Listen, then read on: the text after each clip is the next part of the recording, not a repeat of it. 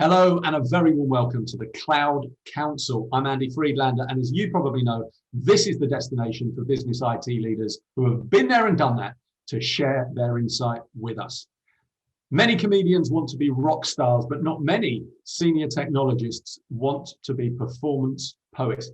But our guest today is a prolific thinker, blogger, award winner, and innovator who does and wants to be exactly that. Oh yeah, he also has a main hustle of being the CIO of Boots. Please welcome Rich Corbridge. Rich Corbridge, thank you for joining us. I won't be calling you Rich Corbridge throughout the whole thing. If you don't mind, I'll just call you Rich, but you're a perfect person to talk about the difference between public and private sector technology. And I guess let's start by thinking about the mindset. Do both sectors have the same processes, the same approach to things, or are there marked differences you can share with us?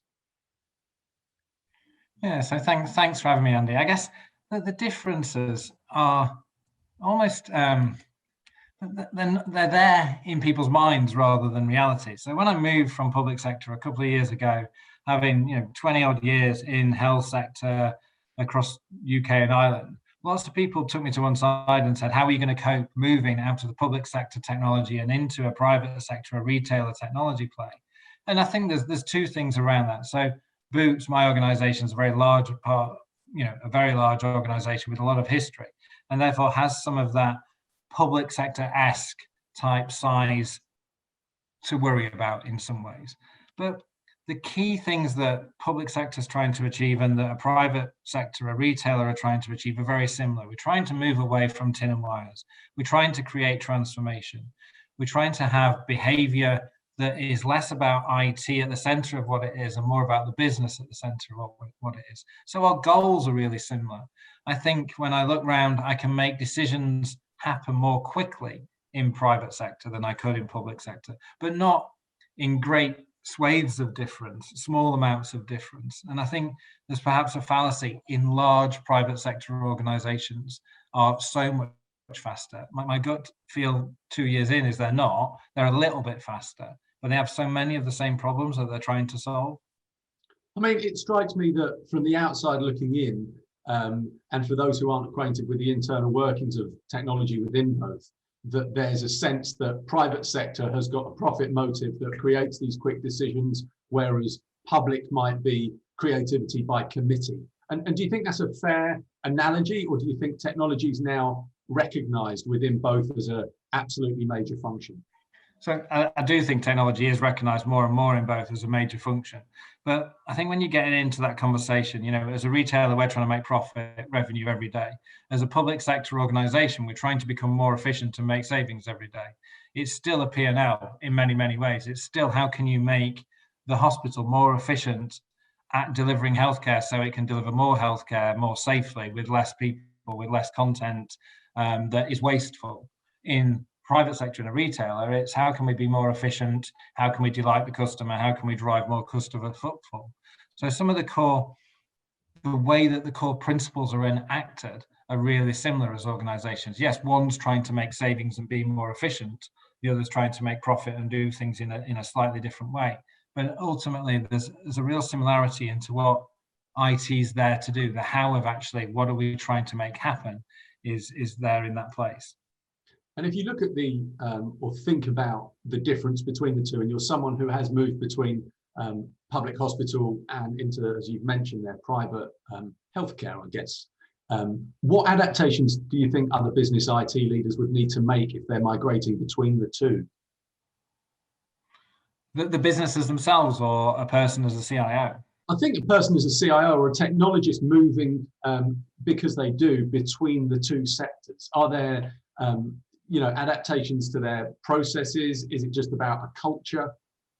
So I think there is everything in there that you mentioned there, Andy. I think I've always believed since my very first CIO role that once you start to have those skills, you have a transferable function that can move around different businesses. And I really believe that that's part of why the CIO role is so successful, because it's driving transformation as much as it's leading IT. And whether it's Boots, whether it's a hospital, whether it's a whole healthcare system or an academic system, the ability to have transformation as the goal, based on the new technology that you can bring, is really a big part of where we're all trying to get to.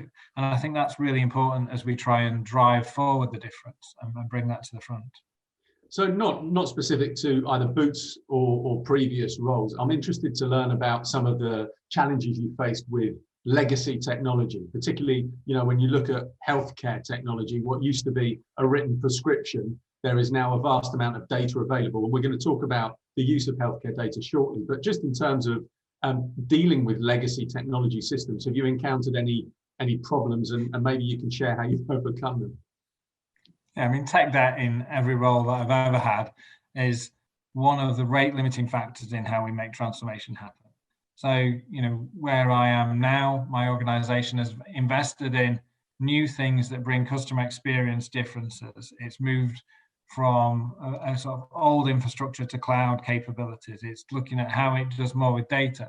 But at the same time, some of our infrastructure that manages warehousing capability and the supply chain is very old technology. It is a code base of decades old.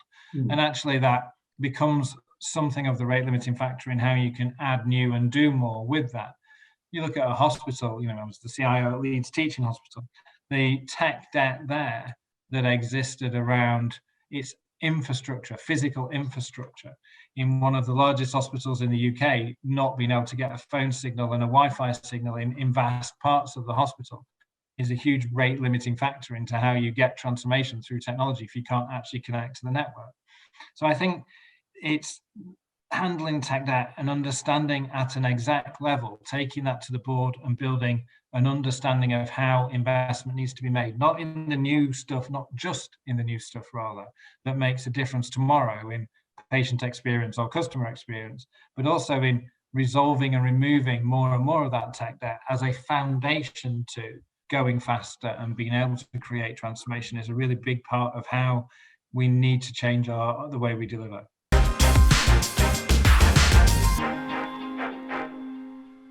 Welcome to your own Tech Talk. Rich, what app can't you live without and why?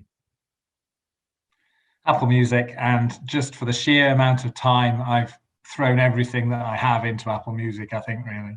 Is there a professional app you would recommend? I think where we are at the moment, Teams is probably the thing that we're actually living in. I think I spend more time on Teams than I do in even anything else at all in the entire house. So probably Teams is the thing that keeps us alive at the moment, bizarrely. Let's talk personal technology. Do you remember the first proper piece of kit you bought? Did you have to save up for it perhaps, and do your house still have it and use it?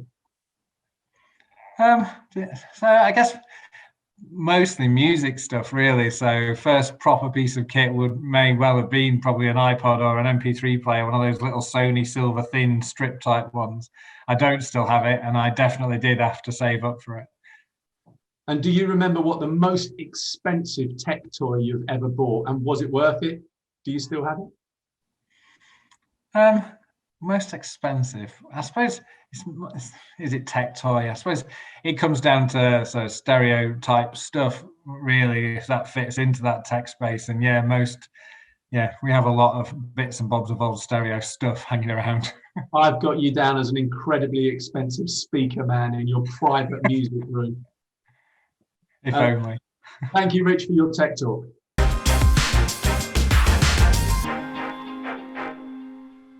I mean, thinking of both public and private, the patient and the customer journey, increasingly through technology, are the appetites to make them seamless, it's to make them personalized. And I was just curious as to how much you've dealt with and how much you rely on data from those individuals or from those groups in terms of your strategic planning. And is that the ambition, particularly of Boots, I guess, to make it a personalized experience? And if so, what do you need to draw from people?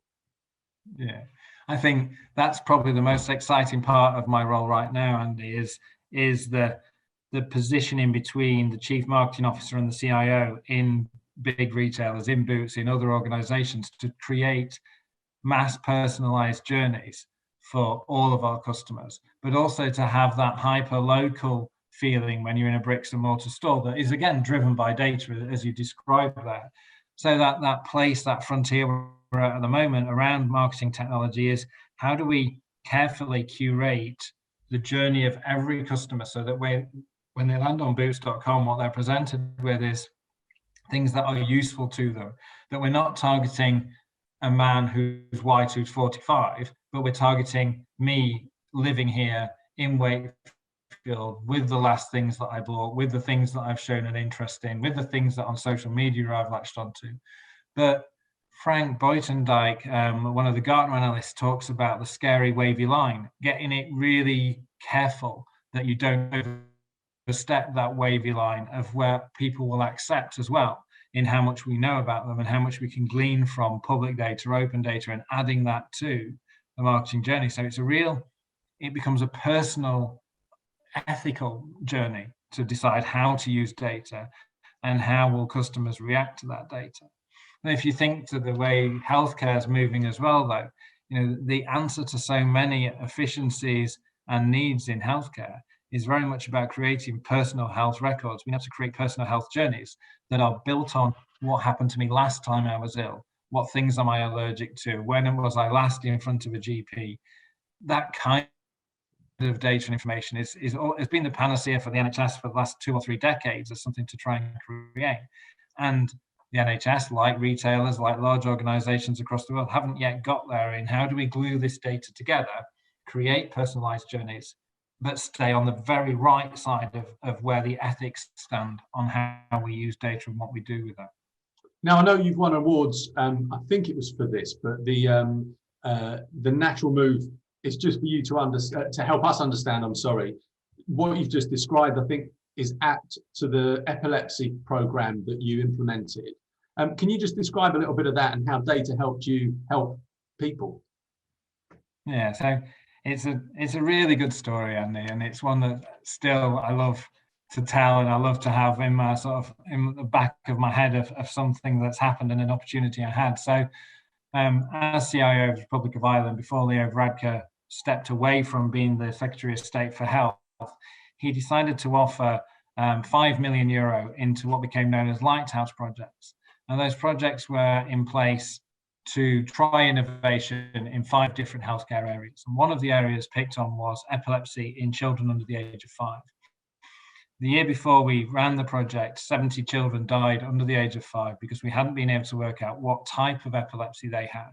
We just kept trying different drugs, spending €3 million on different drugs in the hope that we found the right one. When in matter of fact, you can actually sequence the genome through taking blood samples, find out the type of epilepsy and target the right drug. So we ran a program where we created an electronic health record that was open to the carer, the patient's family, and the health system. We sequenced the genome using the Royal College of Surgeons in Ireland, and we're able to target a type of drug for a cohort of children under the age of 5. The second year the program ran, no child under the age of 5 died due to epilepsy. Wow. Being misdiagnosed, undiagnosed in Ireland, and we saved €5 million worth of drugs just being pumped into people's arms that weren't working. Now, an amazing program of work that couldn't have existed without Varadkar's support, without the health system support, and without huge buy-in from a technology and clinicians and patients. It was just an amazing thing to be part of. Now, when you hear about technological cynics and then you hear about a program like that, it's absolutely undeniable. So thank you for sharing that story. In future episodes, or in other episodes, should I say, Rich is going to be talking to us about some of his experiences, about data in a more broad sense across different sectors. And in addition, we're going to be deep diving a little more into Boots and how they've evolved, not only around COVID, but in terms of their retail mission. So thanks again for joining us, Rich. We hope to see you guys on the next one.